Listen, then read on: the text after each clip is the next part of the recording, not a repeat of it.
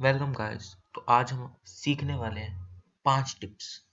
ऐसी 5 टिप्स जो आपकी जिंदगी बदल देंगी। जिंदगी बदल देंगी मतलब आपको कोड फोर्सेस पर रेड बना देंगे। और ये 5 टिप्स किसने दिया? खुद एरिक्टो ने। और जिसको एरिक्टो का नहीं पता है तो तुम जाके उसको कोड फोर्सेस पर सर्च करो। He is an international grand master on code forces. तो भाई जिसको इलेक्ट्रो नहीं पता है, सबसे पहले तो जाके इस वीडियो को अभी बंद करो और जाके कोड फोर्सेस पर एरिक्टो को देखो। वो बंदा एक अलग ही लेवल पर है। तो उसकी 5 टिप्स हैं कि कोड फोर्सेस पर रेड कैसे बने। चलो आइए देखते हैं।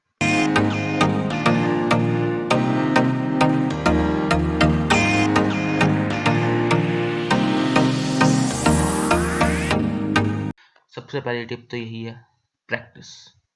प्रैक्टिस का कोई ऑल्टरनेटिव नहीं है।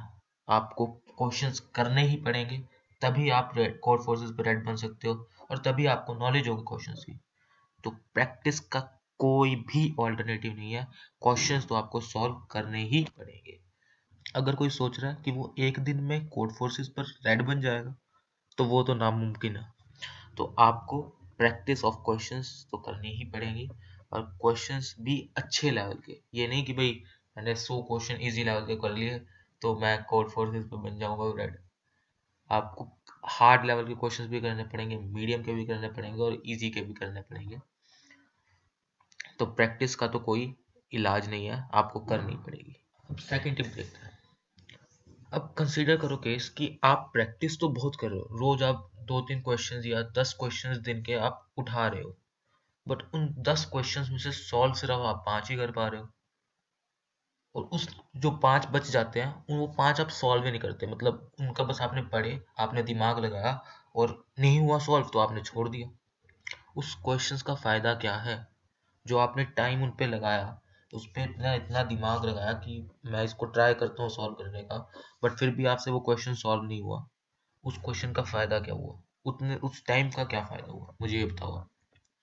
तो उसलिए आपको क्या करना चाहिए? सिर्फ ऐसे क्वेश्चंस को सॉल्व करना चाहिए जिनके एडिटोरियल है। तो मान लो अगर वो क्वेश्चन आपको समझ ना भी आए तो आप उसका एडिटोरियल पढ़ो।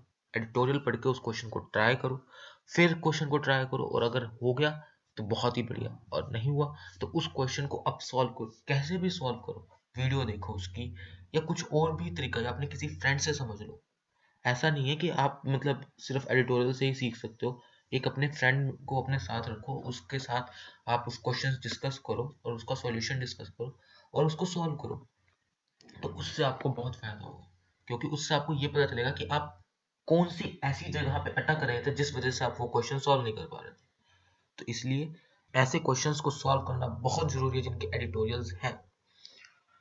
इससे क्या होगा, आपका टाइम भी बचेगा और आप अच्छे क्वेश्चंस को सॉल्व कर पाओगे। Third, solve the problem out of your comfort zone. अब ये मत सोचो कि भाई मैं मैप कर रहा हूँ, मैप टॉपिक कर रहा हूँ और मुझे उस पर 100 क्वेश्चन करने हैं। उससे क्या होगा? मैप टॉपिक पे अगर आपने 20 क्वेश्चन कर लिए तो बहुत है, वो इनफ है। वो 80 क्वेश्चन का जो आप टाइम लगा रहे हो वो किसी और टॉपिक पे लगाओ ना। वो जो आपने मैप के 20 क्वेश्चंस करे, वो आपने 20 क्वेश्चंस करने के बाद आपको एक ग्रिप आ चुकी है उस टॉपिक की, और उससे ज्यादा ग्रिप उसके आपको चाहिए ही नहीं। वो तो फिर अपना टाइम वेस्ट करने वाली बात हो जाएगी। इसलिए आपको ऐसे प्रॉब्लम सॉल्व करने चाहिए जो कि आपके कंफर्ट जोन से थोड़े से ज़्यादा डिफिकल्टी के हो। क्योंकि अगर आप 1500 से 1600 की रेटिंग के क्वेश्चन सॉल्व आसानी से कर लेते हो, तो अब आप ट्राई करो कि आप 1700 रेटिंग के क्वेश्चन करो, 1700 से 1800 के करो। फिर जब धीरे धीरे आपको क्या होगा कि आपका माइंड उस लेवल का बिल्ड होने स्टार्ट हो जाएगा, और जैसे जैसे आपका माइंड उस लेवल का बिल्ड हो जाएगा तो आप आगे आगे क्वेश्चंस करते जाओगे, ऐसे ही आपकी रेटिंग बढ़ती चली जाएगी।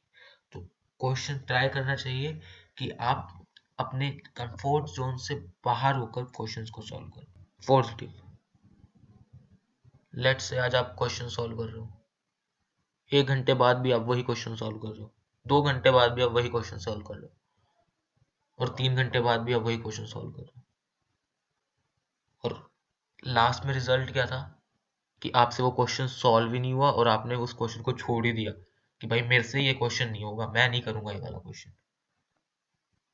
तो जब आपको पता है कि आपने 2 घंटे उस क्वेश्चन को दे दिए हैं और आपको जरा सा भी आइडिया नहीं लग रहा उस क्वेश्चन के बारे में, तो आप क्यों नहीं एडिटोरियल पढ़ लेते? आप एडिटोरियल पढ़ो, उसकी फर्स्ट 2 लाइन्स ही पढ़ो क्यों? ताकि आपको एक आइडिया मिले और उस फर्स्ट 2 लाइन से जो आइडिया है उसको इम्प्लीमेंट करने की कोशिश करो ना। तो उससे क्या होगा, आपका टाइम अच्छे से यूटिलाइज होगा। आपने सिर्फ एक आइडिया ही तो लिया है, आपने कौन सा कि चाहते ही क्वेश्चन देखना स्टार्ट कर दिया। मैं ये नहीं कह रहा हूँ कि बस क्वेश्चन पढ़ा और एडिटोरियल खोल लिया।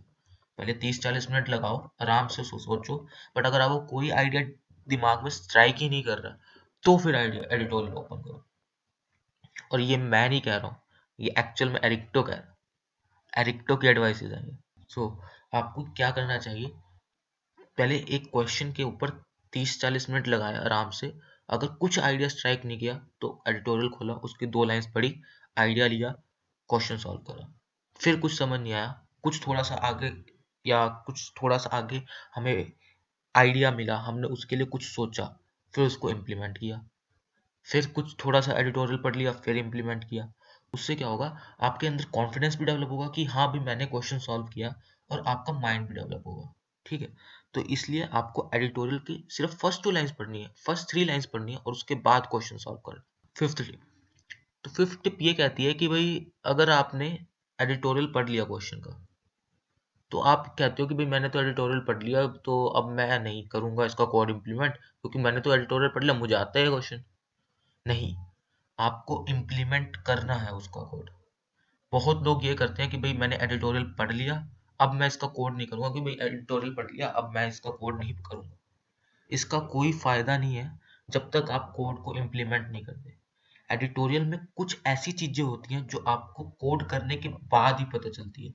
जब आप कोड करते हो उस क्वेश्चन को, तब आपको पता चलता है कि हाँ ये स्पेसिफिकेशंस थी इस क्वेश्चन की, कि जो मुझे बहुत ज्यादा इंपॉर्टेंट थी और वो एडिटोरियल में आपको नहीं दिख रही थी।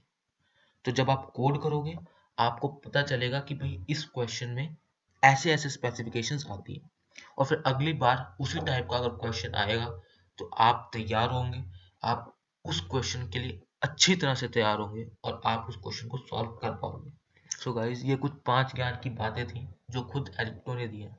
इन टिप्स को अपने दिमाग में डाल लो और इनको इम्प्लीमेंट करो अपनी लाइफ में।